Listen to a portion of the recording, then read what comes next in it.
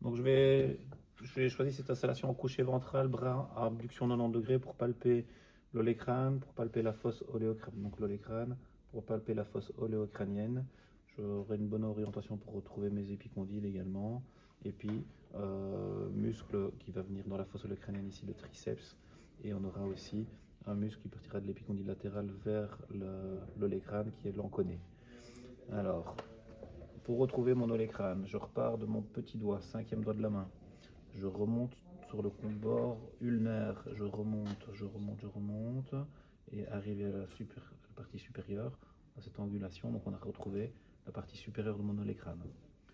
De mon olécrâne, si je remonte sur la partie supérieure et que j'avance un tout petit peu, je vais tomber dans une petite dépression. Cette petite dépression correspond à la fosse oléocrânienne qui se situe sur la partie inférieure et postérieure de l'humérus. Je vais laisser mon doigt dans cette fosse, je vais lui demander de faire une petite extension, fait une petite extension contre résistance, et vient se mettre en tension le tendon du triceps brachial. Je peux le mettre en évidence, fais une petite extension.